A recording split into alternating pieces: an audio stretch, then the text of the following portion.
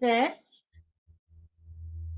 We'll have the recording available after for participants. We're going to have a smaller group today, which I'm really excited about actually, because it gives us more space to talk if folks feel called to ask questions or to offer their insights as well. So hopefully you're in the right spot. This is Knowing Our Neighbors, Understanding LGBTQ plus Identities.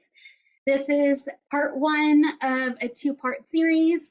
So if you didn't know that, now you know. Next week we'll have another webinar on equal access for thinking about ways that we can enhance our services to make sure that all people, particularly those that are LGBTQ plus, are safe, affirmed, and welcome into our services. So first, we're going to take a peek at where we're going to go today together, just so y'all have a little roadmap. So we're going to go over an intro about what we're going to talk about today, why it matters, and then we'll look at sexual orientations, gender identities, talk about some barriers to care that are going to be relevant, particularly when we start looking at next week for equal access, and then we'll spend some time with wrap up and Q&A. So before we kind of get into the next part, I do have a few housekeeping things and some disclaimers that I just want to say. So for housekeeping, as I said, the slides will be available and the recording will be available for this week and next week to participants. So you'll have this to reference or to share with colleagues if you feel like that would be helpful to them, board members, volunteers, whoever you want to share it with. I also have the privilege today of working from home, which means I have the privilege of working with my best friend, who happens to have 4 legs and is my wonderful dog. And so he very rarely barks, but I just always like to say it in case there's a startle response. He has a little bit of a vendetta against Amazon. And so if he hears an Amazon truck, he usually barks. So just a heads up on that. Also, this is a new presentation, and so I reworked both this week and next week for 2024, and so I ask a tidbit of grace as we go through this together because I may fumble, and so just asking for that, and also the transparency that while I've practiced this multiple times, it's new. So hopefully that's exciting. It's fresh off the presses, but I just wanted to let y'all know that. The other disclaimers that I wanted to say is that I will be saying LGBTQ for short, which is essentially just an acronym that is the easiest to get out of my mouth when I'm talking for an hour and a half. I'm not going to talk for the full hour and a half. There's other things happening, but it just doesn't mean that I'm trying to not highlight other identities or recognize the expansiveness of LGBTQ plus identities. There's other acronyms of LGBTQIA, LGBTQIA+, LGBTQ+, LGBTQIA+, Two-Spirit, et cetera, so there's an array of acronyms. So the one that I'm using today isn't the right or only one. It's just the one that's easiest to say over and over again. On that same note, I don't speak for all identities or for all folks that are LGBTQ or queer. So as we go through this, just recognizing that this is from my lens, my lived experience. And so we're going to walk through this together, and I welcome any thoughts or feelings or ideas that you want to have to share with me. One thing you'll notice about this webinar is we are not going to go heavy into definitions. This isn't a marathon of glossary terms, because my goal for today is for us to take a moment together to explore identities, including our own and our relationships with supporting folks and supporting ourselves through our identities. And so the biggest goal is to offer space for empathy, offer space for the nuance of identity, not to give y'all a glossary of terms to feel like you're ready to spout out a definition to anyone. Also, if you are LGBTQIA+, or any rad ally and you think that you are here and may already know all of this stuff, I will say that I have known that I was queer since I was a wee lad. And I've been doing these presentations for almost a decade, and I am still also constantly learning and growing as a human being, because it gives so much richness to our lives. And so I would encourage you to stay open to learning with us, because hopefully there'll be tidbits that spark something in you, or something that you may want to learn more about today. So we are going to start with a grounding exercise because I'm a social worker, and taking a minute to put in the chat one thing you're thankful for today,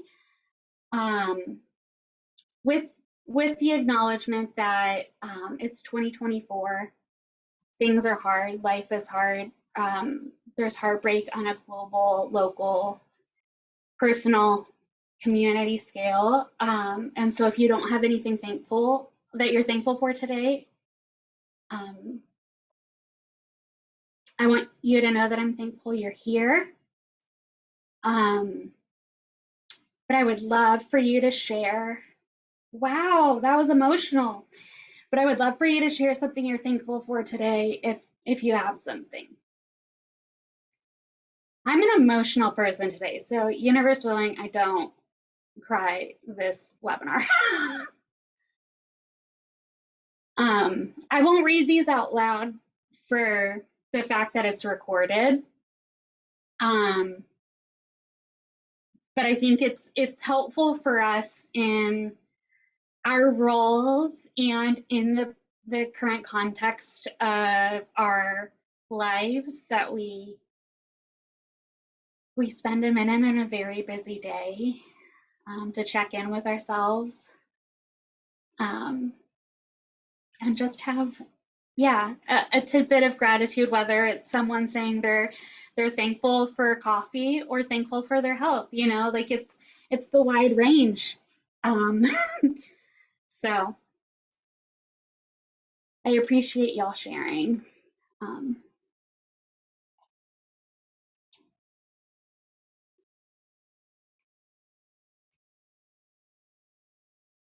Okay, we'll move on.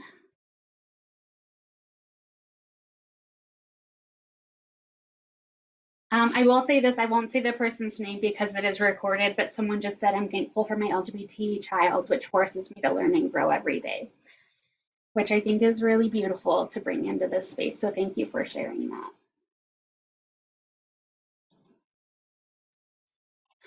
So who am I? I'm Sam.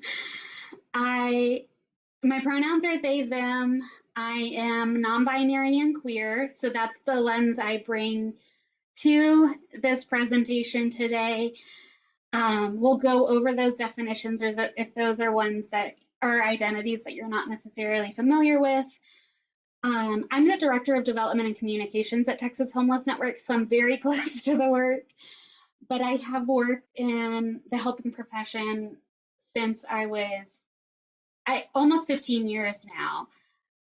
So I've worked everything from the National Dating Abuse Helpline, to technical assistance on the statewide level for Texas and North Carolina, for domestic violence survivors, for homeless services, for shelter access, I've worked overnight supportive house or overnight client work of working in shelters and worked in supportive housing as a live-in resident advisor. So I've kind of seen all of the different levels of care from literally being on the ground on the premise 24 hours a day to the macro level work of supporting agencies and doing best practice work. And so I've kind of had that range. So between my identity and my professional background, I think it's helpful for y'all to know who I am so that as we talk through this, that gives you an idea of where I'm coming from on some of these things. And also gives you some knowledge on what I may or may not be able to answer for you. So I'm really excited to be here. I'm glad to get to know you. And we're gonna hop into a serious topic, which is why all of this matters. So first, we're going to look at LGBTQ youth. There's two reasons we're going to look at this. One, we actually have a good amount of research, not enough research ever, but a good amount of research on LGBTQ youth. We have a lot of lacking research on LGBTQ adults. And we also know that LGBTQ youth are disproportionately impacted, and those impacts last well into adulthood, the same way as any marginalized community has. Those experiences last beyond. So when we're looking at LGBTQ youth, we can see that 44% of Native and or Indigenous LGBTQ people have experienced homelessness or housing instability at some point in their life, compared to 27% of white LGBTQ youth. We can see that 38% of trans boys or men reported homelessness or housing instability, compared to 23% of cisgender LGBTQ youth. And then of the 40% of youth who slept away from parents or caregivers, 14% of that population reported that they slept away because they were kicked out or abandoned due to their LGBTQ identity. So we're looking at these stats and knowing that LGBTQ youth, broad stroke, is about 1.5 times more likely to experience homelessness or housing instability due to their identity, which has dramatic impacts on all of their life, including education, access to safe housing, risk factors that come from being homeless or housing unstable. So it's important that we keep that in mind when we're working with clients, is even if we're seeing them as an adult, a lot of times they have been experiencing the impacts of discrimination against their identity. Half of them since they were, or more than half of them since they were young. The other thing we're going to look at is trans discrimination or transgender discrimination. 1 in 5 trans people were discriminated against when seeking housing in a recent study, and 1 in 10 have been evicted from their homes because of their gender identity. What is also really staggering, and this is the most recent study that was of a sizable amount of folks, is 63% of trans people surveyed experienced serious acts of discrimination in a National Center for Trans Equality study. And those are events that have major impacts on a person's quality of life or ability to sustain themselves emotionally or financially. So 63% of them had things like a loss of a job due to bias, eviction due to bias, school or bullying to the point in which they had to drop out of school, physical assault, sexual assault, homelessness, and denial of medical services. So 63% of people for trans folks is heartbreaking. It gives me goosebumps. I bet you can't see it on camera, but an outrageously high amount of people that experience discrimination due to their gender identity. Um, and so it's one of the reasons we're going to talk about trans folks a lot in this and next week, because they're going to be facing a lot of stacked depressions when they're seeking things like jobs or housing. And we're going to want to be really mindful of the services we provide and making sure that they are actually affirming.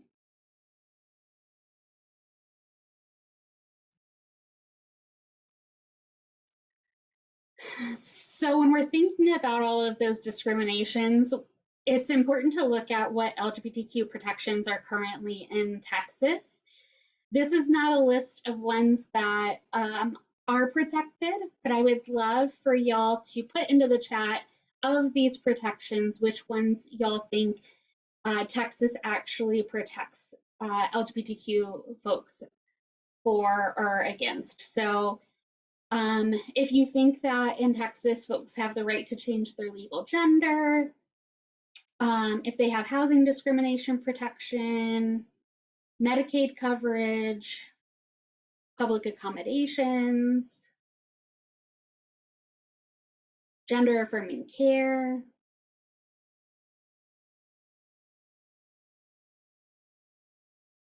And this isn't like a pop quiz. As we all know, laws are changing all of the time. And so some of these are as recent as a few months ago.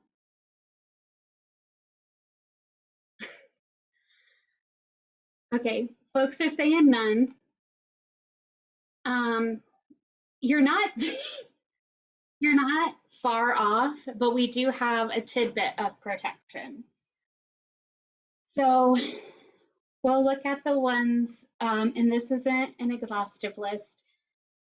In Texas, we have employment discrimination protection for for gender identity and sexual orientation statewide.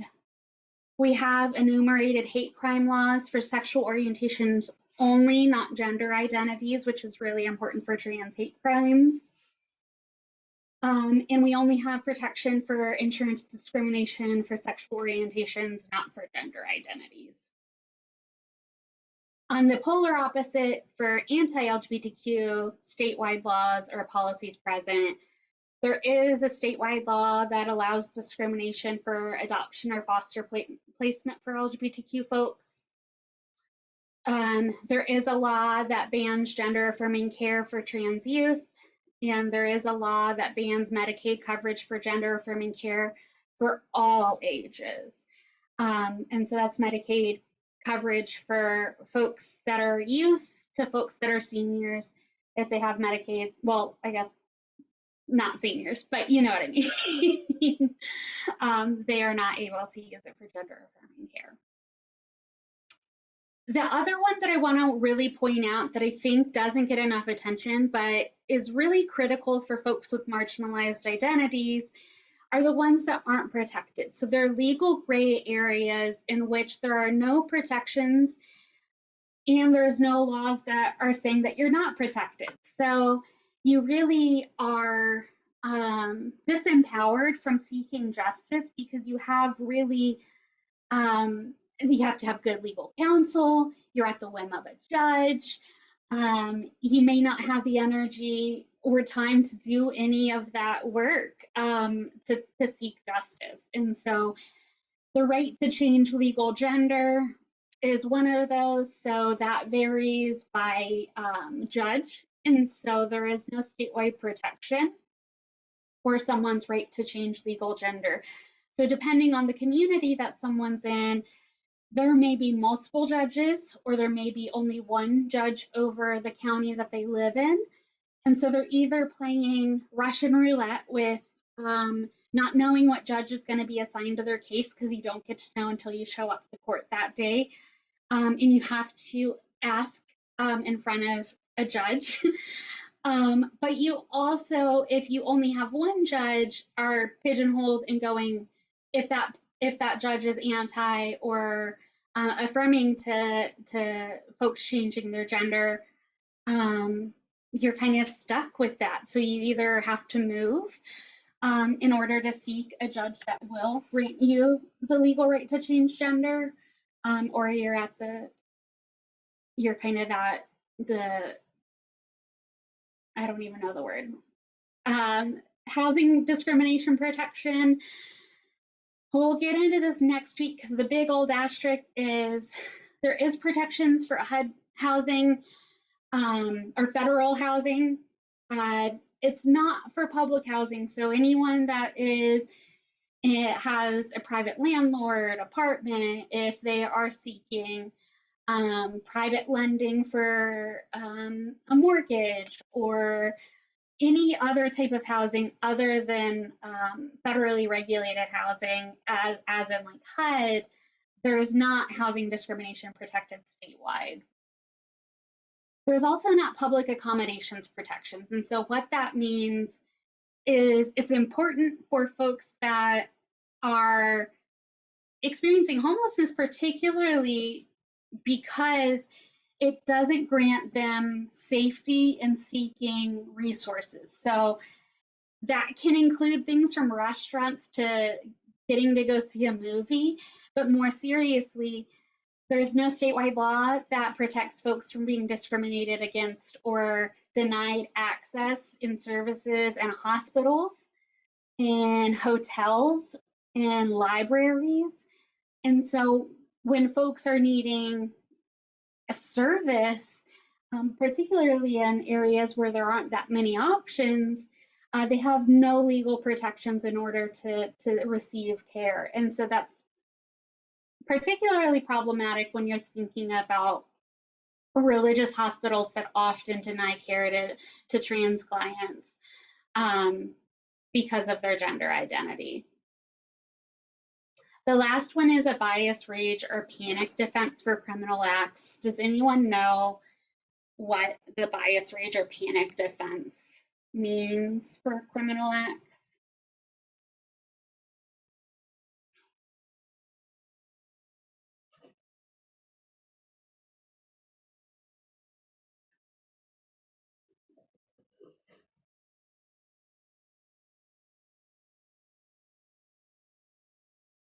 I know it's a big old question.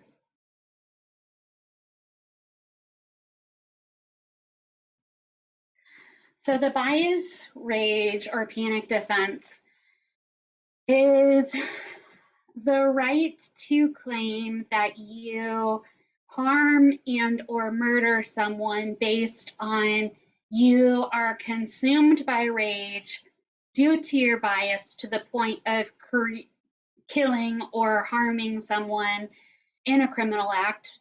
So you become so flushed with anger that you lose your capacity to make right decision. And a panic defense. So this is the most common one that is used particularly against trans people and trans sex workers, is a panic defense in which it is permissible or not protected by state law, in which someone can murder and or harm someone if they claim that they were so panicked by that person's identity that they chose to do a criminal act against that person. So that may be that you go on a date, a first date with someone, and you reveal that you're LGBTQIA, and they become so panicked that they hurt you, or you go to initiate sex and your body is different than what they anticipated, and so they can hurt or murder you, and it is not, it's considered a panic defense.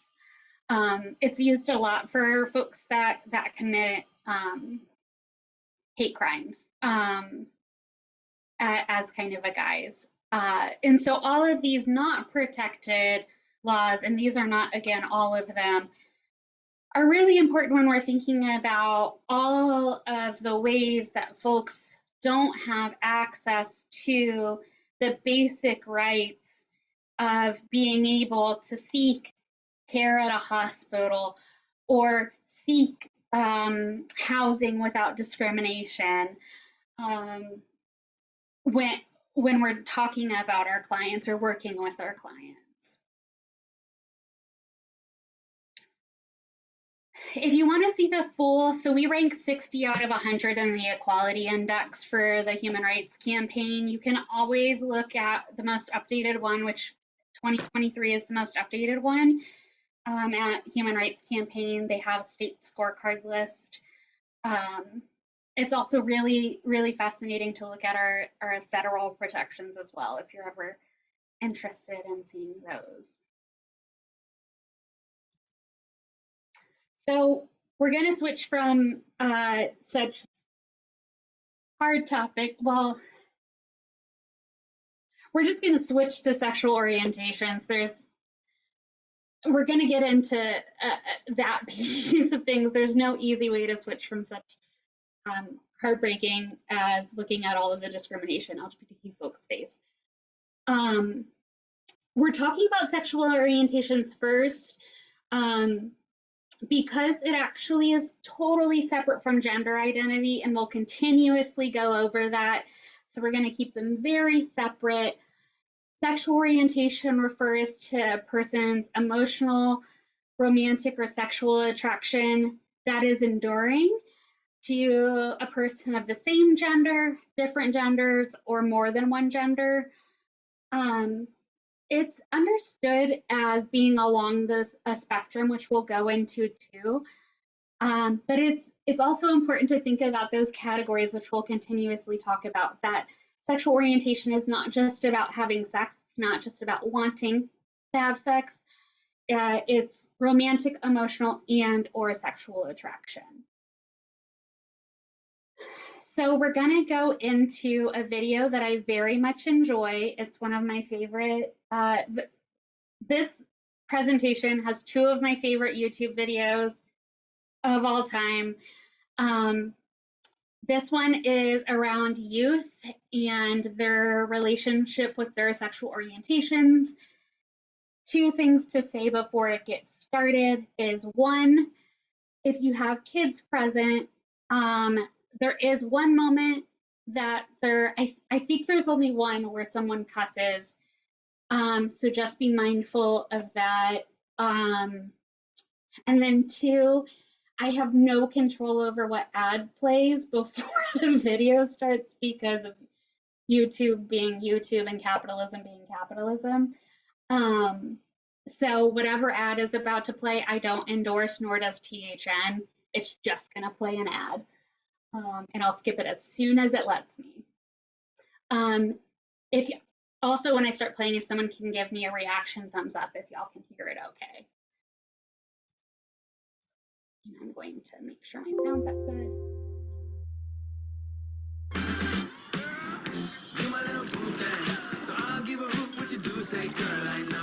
On a scale of 1 to 10, how gay are you? 2. Why do you say 2? Because Ryan Reynolds, I guarantee that. Can y'all see the video, right? You could see it moving? Okay, rad. There's a lot of straight guys who can agree with me on that. Sexuality is a spectrum. It is, Right? yeah. On a scale of 1 to 10, 1 being straightest of the straight, 10 being very gay. Where do you fall on the spectrum? My mom will see this. How gay am I? That's a good question. Okay. How gay are you? 0, unfortunately. 0. 0. Yes. I'm a 1. 1.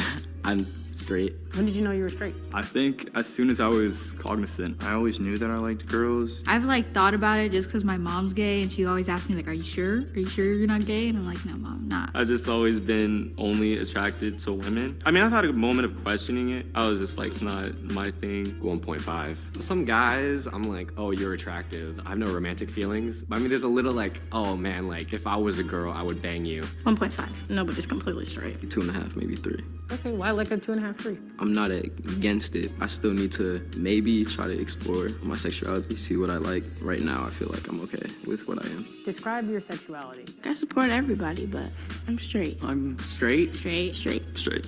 Straight. Straight. Skater men. That's pretty much it. straight, question mark. Straight curious. I've been questioning a bit, like if I was like bisexual or straight or stuff like that. Do I want to just be that pretty girl or do I want to be with that pretty girl? It's really hard to tell sometimes. I've kissed a girl, but she was my best friend and it was at a party and there was alcohol and... Did you like it? No. I'm generally pretty straight. I haven't gone for any guys or anything. I'm open. I don't pick sides or anything. I identify as straight, but the first person I think of when I think of my celebrity crush is Zendaya. Would you kiss her though? Yeah, why not? Zendaya, if you're out there, I'd kiss you. I think everyone is a little gay. I'd say I'm at like a 3. I like acknowledge that like guys can be attractive. I just don't like penises. And from the girls I've talked to, they don't like them either. So maybe I am gay. I don't know. I'm a 4 right now. It fluctuates based on who I'm interested in, and I think that's what it should be about in general. Describe your sexuality. I'm bisexual. Bisexual? Bisexual for now. I guess bisexual. It's just kind of if I have that connection with a person, I don't really care what comes with that. I just think I love who I love. I do like boys more than I do like girls. I like girls more. I'd put myself at like A 5. I think a 5. I'm like kind of Right in the middle because I don't know who I am yet. You got time. Yeah.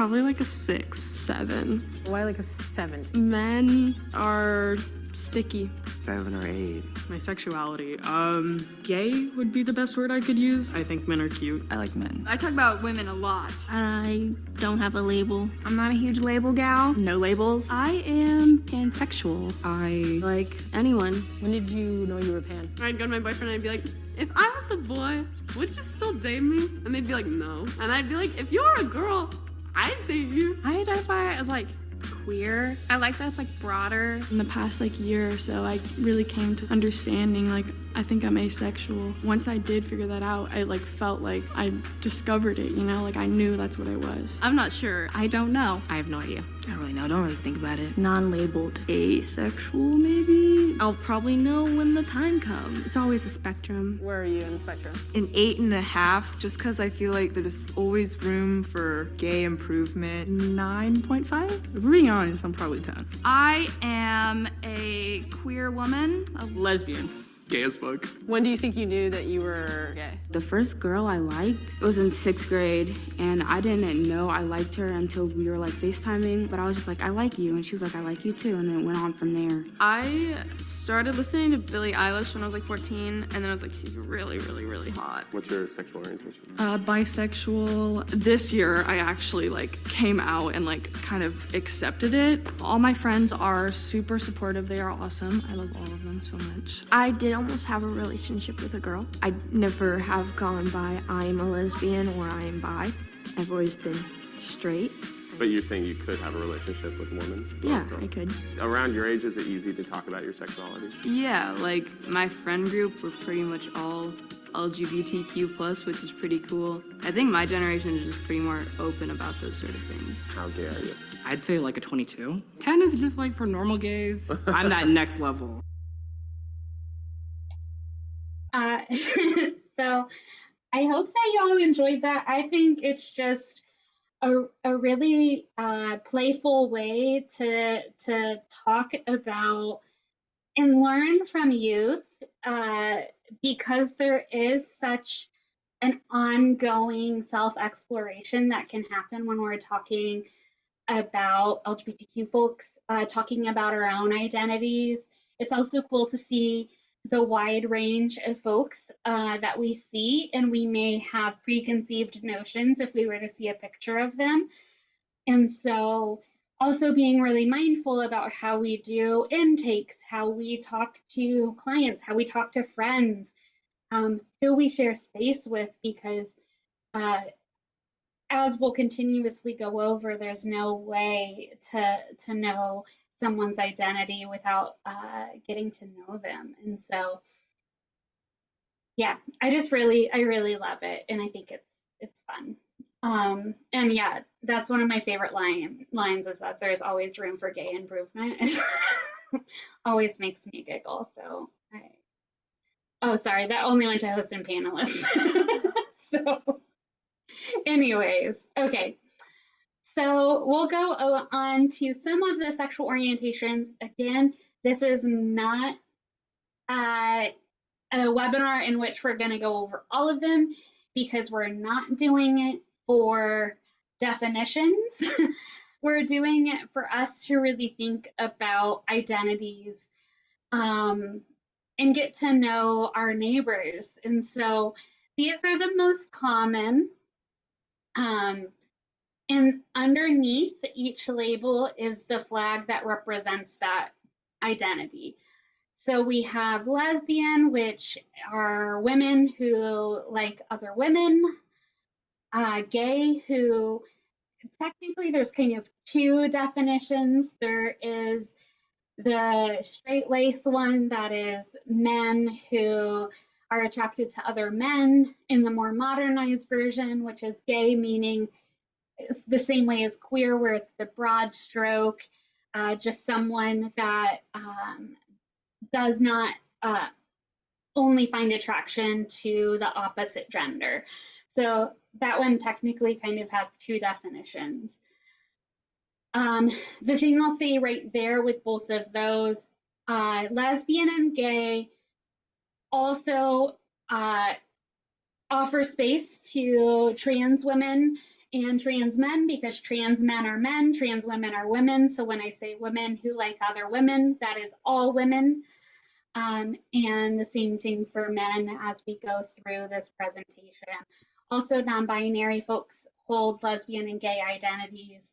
And so it's important throughout all of this is that when we hear someone use a term to describe themselves, we mirror that term, even if it doesn't match what we saw on a glossary we read or what I say in this webinar today. We are not here or there or anywhere to dictate someone's identity. We're there to get to know them. Pansexual and bisexual are two terms that are separate identities but have some commonalities. So pansexual folks are people that are attracted to all genders. So this is my identity. And one of the quirky, cute things that pansexual people say is we're attracted to hearts, not parts. So a pansexual person really doesn't have a preference for gender identity or gender presentation or someone's anatomy. They tend to fall in love or have sexual attraction or relationships with folks of all gender identities and presentations. Bisexual people, by definition, bi is two, so it's attraction to two or more genders, and that can be any two or more genders. So a bisexual person could be attracted to cisgender men, cisgender women, and non-binary people.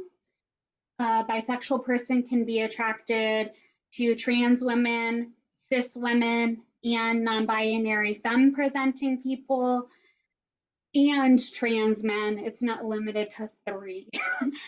That essentially means that bisexual folks often still have some level of preference to the folks that they tend to have sexual attraction to.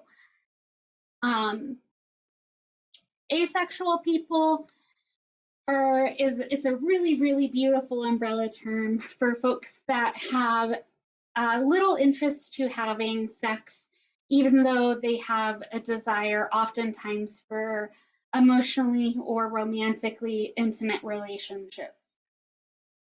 Asexual is the one that I think we heard in the video, in that folks have oftentimes the least amount of knowledge about, including myself for many years. But I would implore you, if you are someone that is not as familiar, either as an ally or someone as a part of the community, to get to know asexual identities, aromantic identities. Asexual is folks that don't have sexual desire. Aromantic are folks that don't have romantic desire but still want to have sex. And so this huge umbrella, folks have this really robust, beautiful array of identities and words to describe their relationship with intimate relationships. So a lot of times when people actually go do the work and explore asexual relationships, I'll have people that come back and say that they have been identified as straight their whole life, and then they come back and they go, hey, I'm straight, but I'm demisexual. So it means that they take a while to build up a sexual desire with someone. It's a really, really robust, wonderful community. There's memoirs, there's graphic novels, there's books, there's YouTube videos, and it's one of the ones that has a lot of myths around it too. So if you're looking to learn more about any of these identities, I think that that is one that we can all always learn more about. There is, of course, a lot more identities than just those for sexual orientations. And so we're not going to get into all of them, but we are going to look at that spectrum that I kind of alluded to, which is sexual orientation truly is a spectrum of how physically attracted we are to someone, how emotionally attracted, how romantically attracted we are. And so this is another opportunity for an inventory point for ourselves of physically attracted to, for sexual orientation, to men, women, or other genders, and thinking about where you fall on that scale. So if you're not attracted at all to men and very attracted to women, and oftentimes find interest or attracted in other genders, such as non-binary people or gender expansive people beyond. And so it's one of the things I like to point out, and we'll look at romantically attracted next, because we think about it as sexual orientation only being about sex, but with physical attraction, it doesn't mean that you actually have intercourse with someone. It just means you find them physically attractive. So as the youth said on the video, that he found men attractive, so he rated himself a 3. He didn't plan on having relationships with any men, but he can acknowledge that he finds them attractive. The same thing with going with romantically attracted to. And so we'll talk about this in a bit, but it's always interesting to think about where we fall on who we like to have a romantic relationship with. And so that may mean I'm very physically attracted to men, but I'm not really romantically attracted to them. Or I'm very physically attracted to women, but I'm not attracted to them romantically. Or I'm very attracted to them on both scales. But it's that exploration and that nuance of all of the ways that sexual orientation shows up in our lives. Some of the myths that we'll talk about before we move on to gender is that sexual orientation is a choice. We know it's not a choice, not only because we have lived experience and personal testimony telling us that it is not a choice. We also have evidence with long-standing research around conversion therapy being not only incredibly harmful, but also not effective. And we also have really, really fascinating cross-cultural and anthropological studies about sexual orientation existing for a very long time. The earliest records, actually, we'll go over that in a second, but the earliest records of sexual orientation going back as early as ancient Greece and Rome, right, where there were explorations and relationships between genders without regard to needing to stay in a box for sexual orientations. Sexual orientation is not linked to gender identity. We'll talk about that in a minute, so I'm just going to leave it there. Asexual people don't want relationships. I said it just a minute ago, but I like to say it again because it's one of the things that I think ends up being really culturally common and harmful, is that asexual people still often want to have relationships with folks and have intimate long-term partners, intimate long-term relationships. And that can look like a variety of ways when we see people having different relationship structures. It's really exciting and beautiful, and asexual people deserve that space too. And then also that being trans is a new fad, or that it's something new and that our media is making it happen, or that social media is doing it, or whatever the case may be, that being trans is new. As I said with sexual orientation, we have a lot of early records of folks in ancient civilization in Egypt and Greece and Rome and indigenous cultures around the world who have had trans experience happen naturally and happen beautifully for our whole history. And so it is nothing new, and is definitely nothing unique to our culture or our time.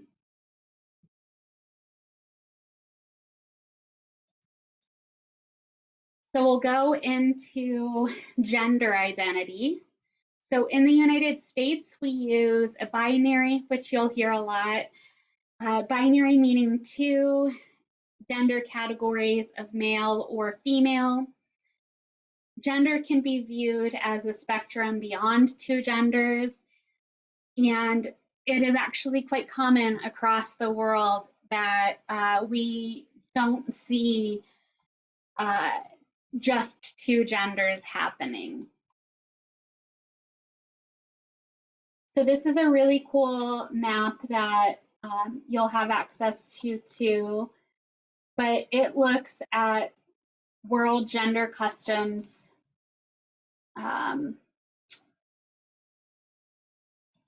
We'll look at this one. So the Zuni people have folks that live as both genders simultaneously. They play key role in society as mediators, spiritual leaders, artists. They perform all of the different types of work within their communities. Let's go. I just wanted to pick one United States one.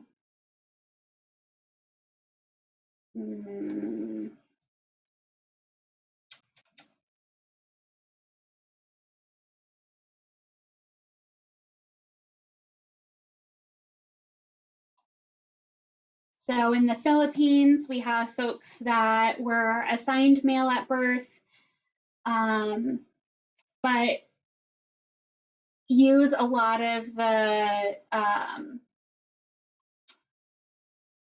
customs and dress of women. We can also look at India, where hijras are folks that were assigned male at birth and adopt a feminine gender identity. They have a really rich, robust culture, well-defined communities, and a lot of different roles within their country. And so you can explore this more. I could do this all day, but it's just interesting and important for us to not just always think Eurocentrically about gender, and understand and see the range of gender identities and the types of ways that cultures influence how gender is perceived, particularly in our culture for Indigenous folks and folks that are Native American.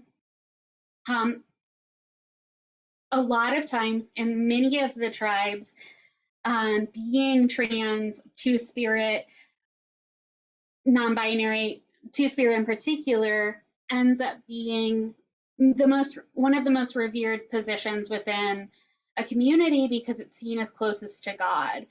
And so it ends up being the embodiment of both feminine and masculine energies, which means you're closest to God. And so the way that culture plays an influence in how we perceive and respond to someone's expansiveness of gender is so dictated oftentimes by the culture that is pressing these ideas upon us. So it is our duty to work on our culture in which that we revere trans, non-binary folks as much as Indigenous people have for centuries. So gender versus sexuality. Gender is who you go to sleep as. Sexuality is who you go to sleep with. They can intersect, but they're independent identities. So another way of saying it is gender is your relationship with yourself. So it is who you are, regardless of who's around or who you are in a relationship with. Sexuality is who you are in relationship with, and your relationship with others. It's important to recognize the difference because a lot of times those two get convoluted, and it's just a big area of growth for folks.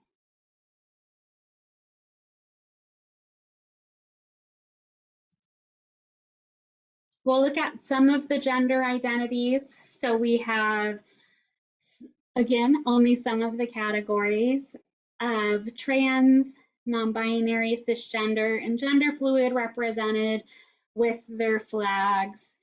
Trans folks are someone that identifies as a gender different than the one that they were assigned at birth. We'll go into that more and more, but it essentially is someone who, when we are born, a doctor in the United States makes a quick decision based on our secondary sex characteristics. So the way that our culture and our society has accepted what gets put on our birth certificate, what we get assigned to, and all of the norms we're supposed to live by, everything is not by us or by our chromosomes or by our internal hormonal makeup. It's not about anything other than whether you have a vagina or a penis. It is like literally quite simply that. So trans people are assigned a gender in which later in life, oftentimes very young, they recognize that that gender that they were assigned doesn't actually match their internal sense of self. So when, say, a kid is born and they have a penis and the doctor makes that quick, literal 2-second decision when that baby is brought into the world, declares that being male, that essentially is what guides the rest of that person's life. If that person that has a penis and is assigned male continues to feel aligned with that identity, so they continue to feel like male encapsulates who they are and their internal sense of self, their identity is cisgender, which means essentially the same as. So cisgender is an important term for if you are someone that was assigned a gender at birth that you still hold to this day. It's important to know that when you say cis or cisgender, it just relates to whether or not you have that experience.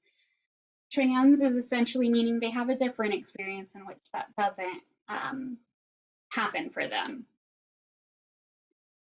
Non-binary people are folks that don't feel aligned with the binary, so that system that the United States created of male or female, they exist outside of that binary. And that can look so many different ways. Gender fluid folks are people that oftentimes have this really gorgeous fluid relationship with gender, in which they have an internal sense of self that has movement, and so they can oftentimes identify as a male, sometimes a female, sometimes outside and beyond those gender binaries at other times. And that can manifest a whole bunch of different ways, but it essentially alludes to the fact that they have a lot of times multiple pronouns and a lot of times multiple ways of that gender expression of how they move through the world. Not always, but sometimes. So those are some of the categories. There's a lot more, but those are the most common that we're going to go over today. The other one that I wanted to bring in isn't a gender identity, but is within the LGBTQ community, and is something that I really always want to elevate, not only as an advocate, but also as a person within the LGBTQ community, which is intersex folks. Intersex people are born with a variation of sex characteristics that are somehow different from the quote unquote standard definition of male or female. So those variations can include differences in their chromosomes, their gonads, their sex hormones, their reproductive anatomy. Intersex people may identify as male, female, both, neither, or as another gender entirely. They're often included within the LGBTQ umbrella because of their shared experience of marginalization, discrimination. These folks often face a lot of really intense challenges around binary gender norms, medical interventions that are forced on them conforming their body.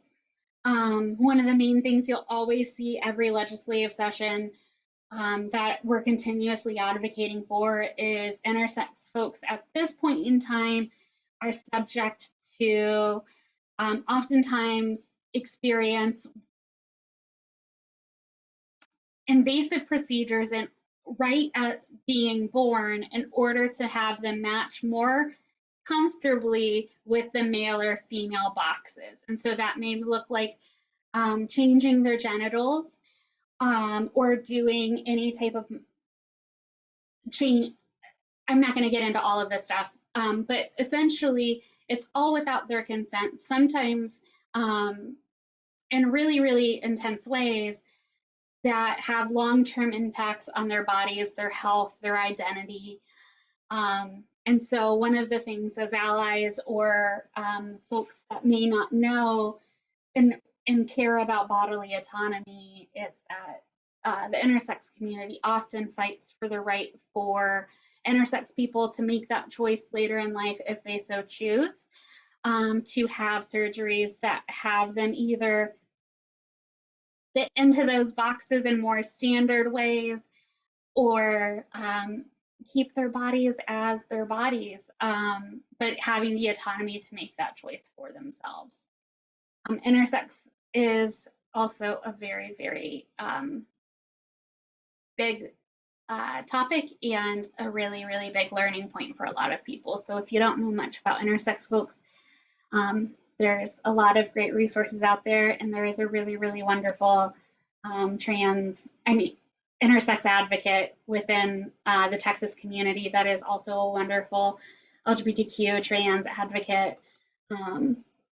She herself is not trans. I'm getting it because I'm trying to say too much at once. But she is a wonderful support to the community and has a new memoir out, super rad. But there's always more to learn about that.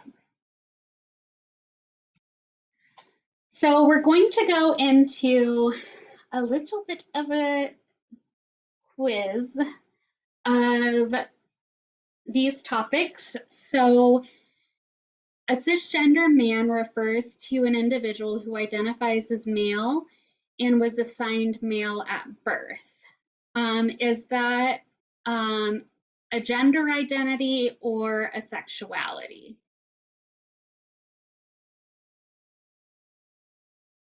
We have one vote for gender. Okay. Rad. So the next one, I'm not going to give you the definition, but is a lesbian woman. Is that gender or sexuality?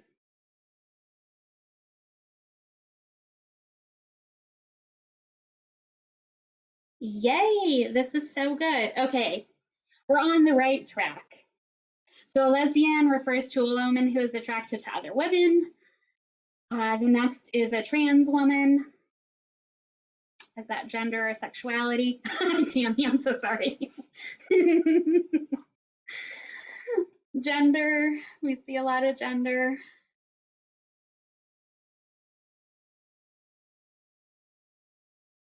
Okay.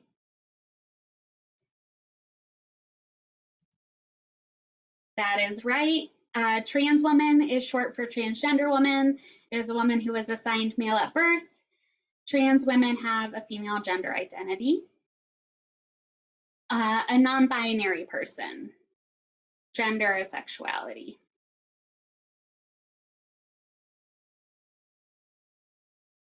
This is also always so helpful because I'm like, are folks getting it? I can't see head nods. I can't see anything.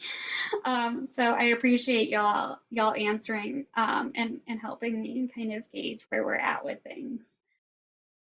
Okay. Non-binary people have a gender identity that does not fit into the male-female binary. How about a queer woman?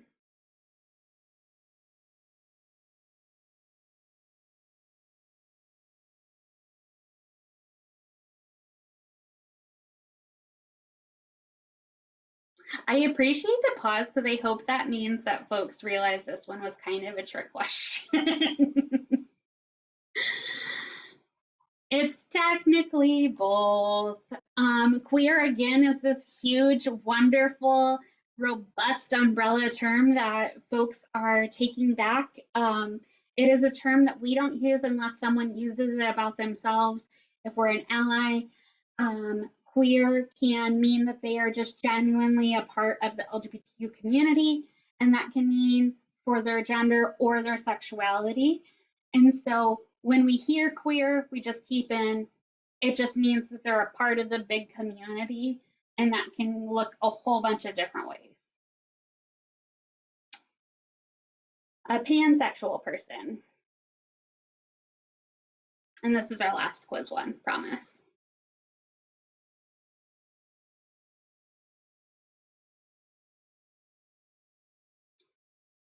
Perfect.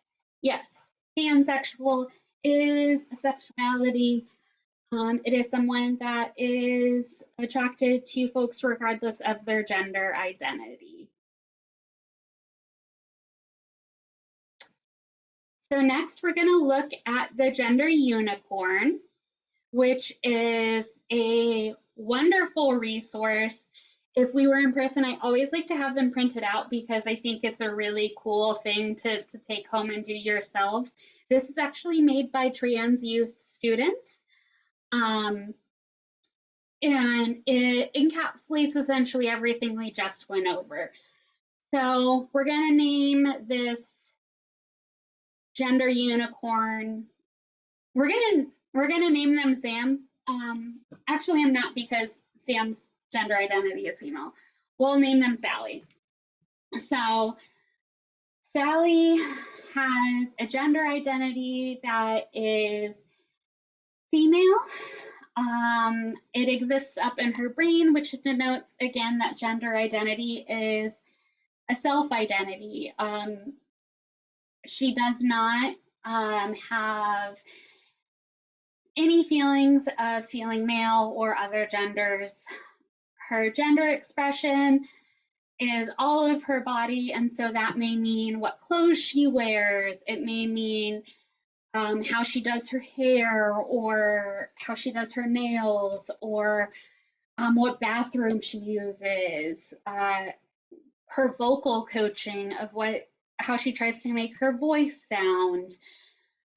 Essentially anything she tries to do to express her gender outwardly. It looks like she feels mostly feminine, a little bit of masculine, and nothing for the other. And so examples, just for y'all to think about for yourselves, for her to feel a little masculine.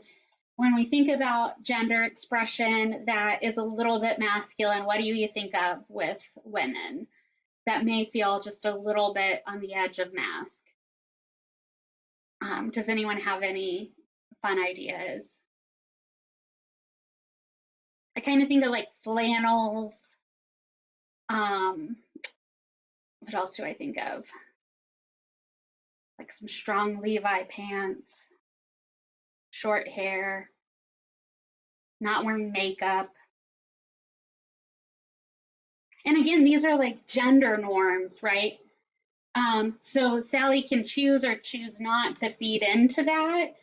But when we're talking about expression or presentation, a lot of times that's like her expression of her gender identity within the United States context of what it means to be feminine or masculine. Does that make sense? Because if Sally was over in India, it might look a lot different of what feminine or masculine means of how she expresses her gender outwardly. Who she is. Yeah, I feel like a lot of times too, we'll look at uniforms, and a lot of times, again, this is me being a little political, but it's patriarchy. A lot of times ends up being masculine presenting of polos or cargo pants or, really masculine leaning uniforms. And that's not to say yours is the person that said it in the chat, or that's the goal, but a lot of times uniforms end up being masculine because they were geared towards men in power. Sex assigned at birth is represented where that doctor makes that split second decision when Sally was born. So that's the first time we're going to notice that Sally was assigned male at birth. So that would allude, and we don't know Sally, but we, for the purposes of this activity, we'll say that she has a penis, and so she was assigned male at birth. She is sexually attracted to mostly women, a little, sometimes men, and sometimes other genders. And it looks like she is not really romantically or emotionally attracted to folks often, which probably means she follows on the asexual or ace spectrum. And that all is located within her heart. And this is a really fun thing to think about for ourselves, or I find it fun because I do, to think about where we fall on this and to think about how that relates to how we present to the world and what it means for us, particularly for romantically and emotionally attracted to. Oftentimes, straight women are very romantically and emotionally attracted to other women. So that may be courting your friends, so taking your best friend on a date night, or buying her a sweet present because you want to have that really strong emotional bond, or writing her a love letter to say how much you care about her, or wanting to have that same type of romance that we have when we feel so intimately connected to someone. But it doesn't mean that we want to have an intimate sexual relationship with them. It just means that we are very romantically and emotionally attracted to them. And that can be true for how we feel about men or other genders as well. And so I always love to explore that and think about how our sexual orientation also includes that.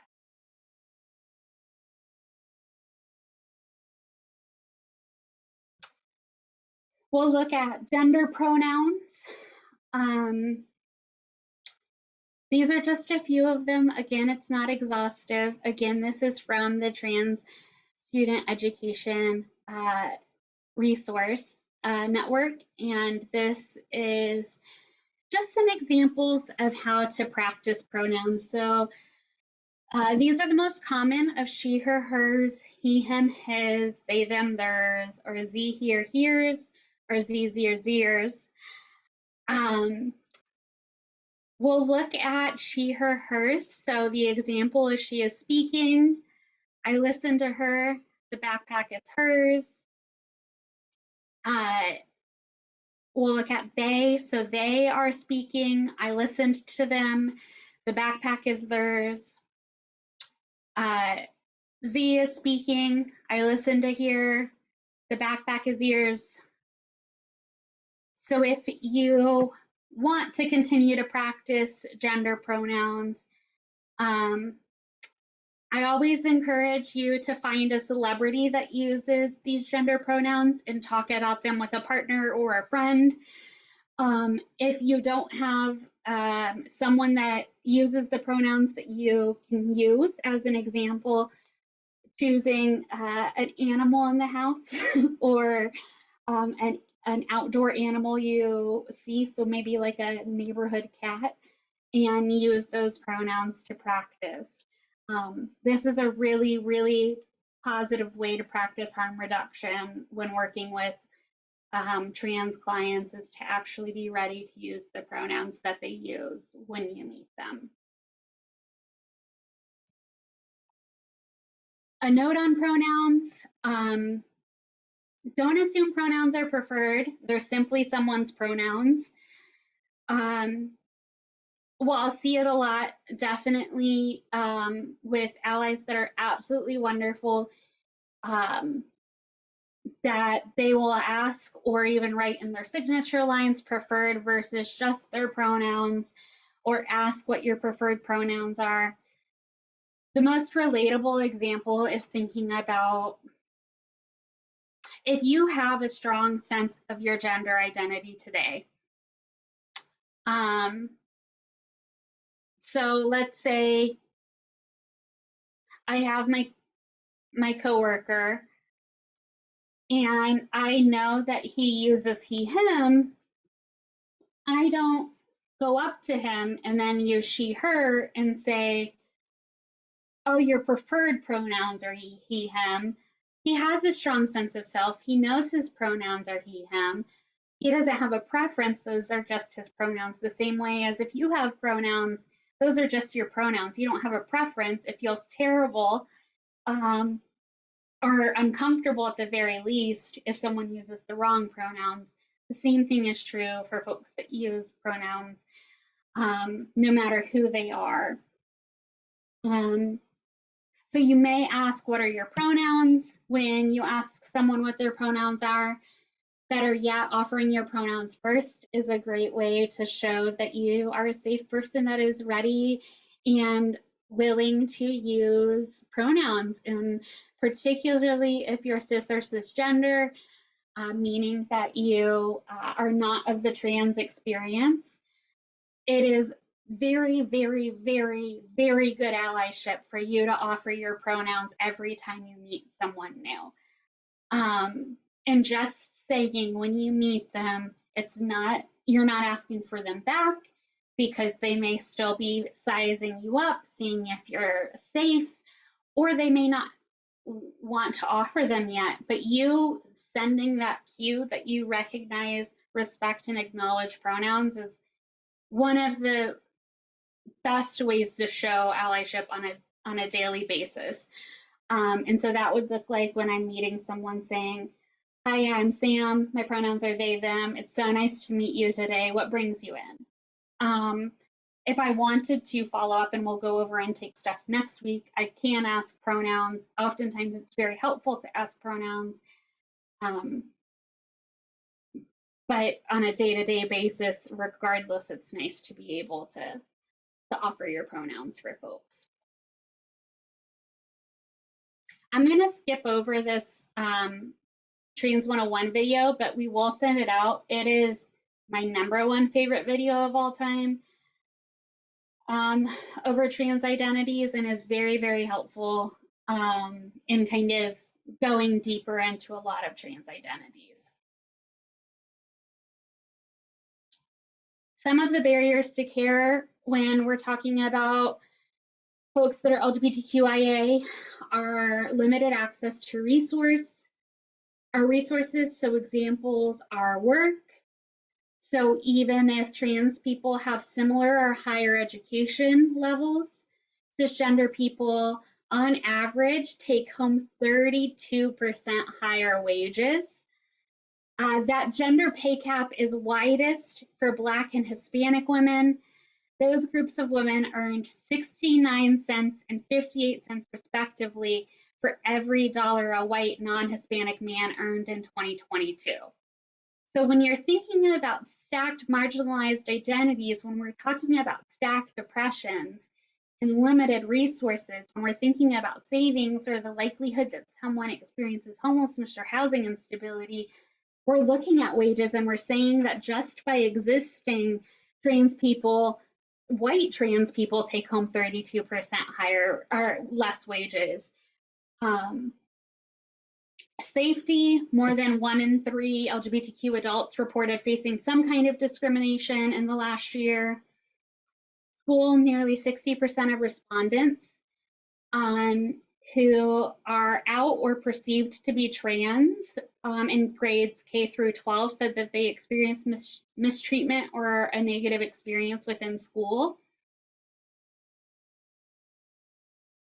Healthcare options, we have more than 1 in 5 LGBTQ plus adults reported postponing or avoiding medical care in the past year due to disrespect or discrimination against providers. And that rate goes even higher, which we could guess for trans folks. And that's nearly half of them, that trans or non-binary respondents say that they postpone medical care because of all of the discrimination they face or the cost of care. The cost of care, if a trans woman seeks hormone therapy, gender confirmation surgery, facial feminization surgery, and breast augmentation just to fit in the buckets that make her safe on a day-to-day basis, with the asterisk that she doesn't need to have any of those things done in order to be a trans woman, it could be upwards of $66,000 out of pocket. That is not covered with insurance. Most of that is not covered with insurance unless you are very well employed with very good insurance.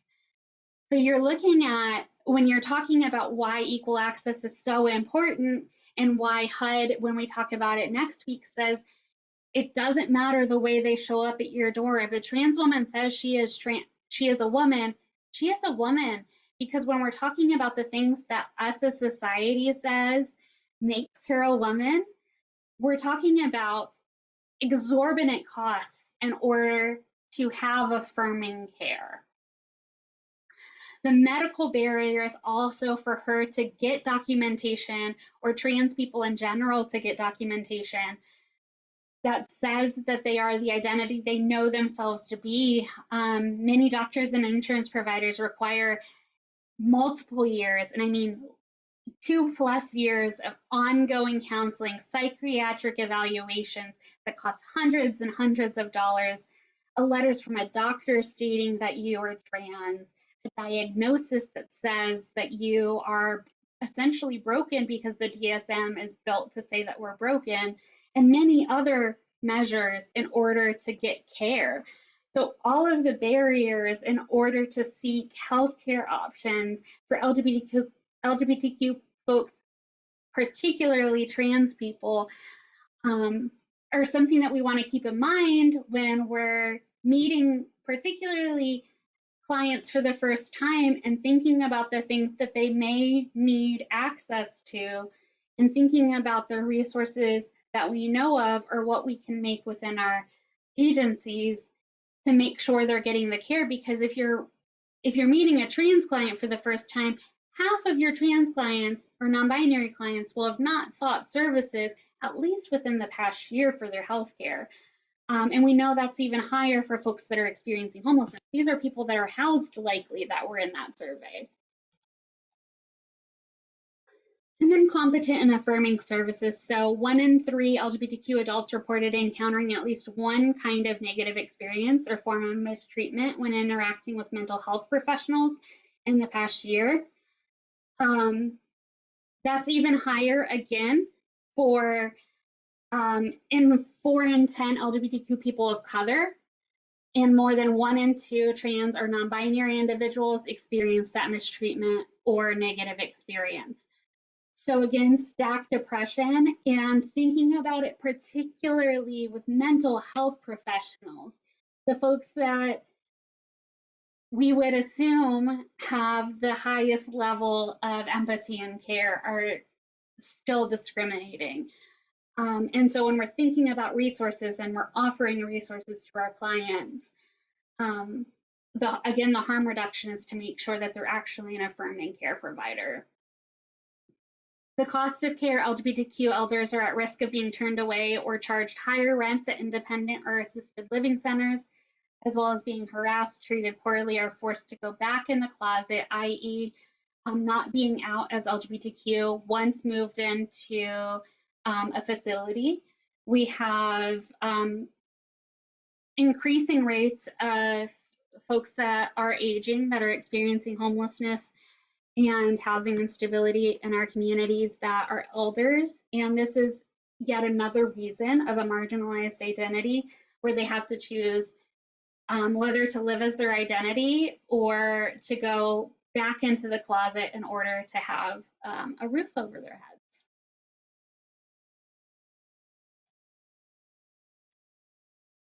So next week, we'll look at the foundations of equal access, what it looks like for us to ensure equal access to our facilities, our services, the way that we as individuals offer equitable care, the challenges and considerations, the best practices and recommendations on how to do that work, and then examples to take it beyond. So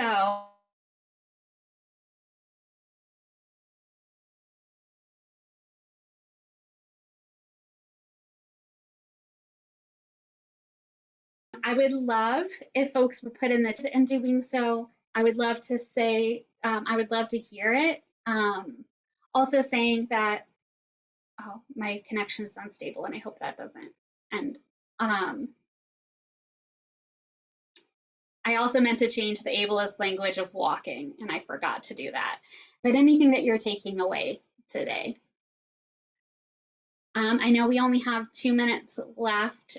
So as folks type that in of something that they're taking away, whether it's a feeling, whether it's something you learned, whatever the case may be, I'll definitely open the floor for questions. Oh, my graphics didn't show up. That's so sad. They showed up on the first slide. Only this person did. So, Soul Survivor. I have, I'm going to also put my THN email in there since we're with THN right now. Y'all can reach out directly to me for any support as well. But if any folks have questions, I know we're about at time, but I'm absolutely willing to stay after if y'all want to talk about anything, and we can stop the recording to hold space for that. Or if you have questions you want to ask now that you think would be helpful for folks who see this later to hear, I would love to hear that too.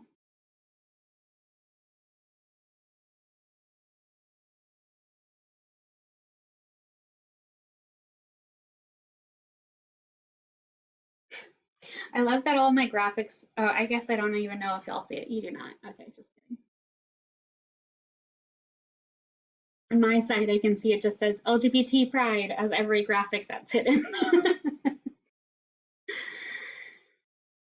Okay, y'all. Well, I hope to see you next week. It's going to be a lot of tangible advice. This was more setting the groundwork. We're going to get really into the details about how to do best practice work in your daily work. So I hope to see you next week. And we'll go ahead and stop the recording, but I'll still hang out for a second if folks have anything.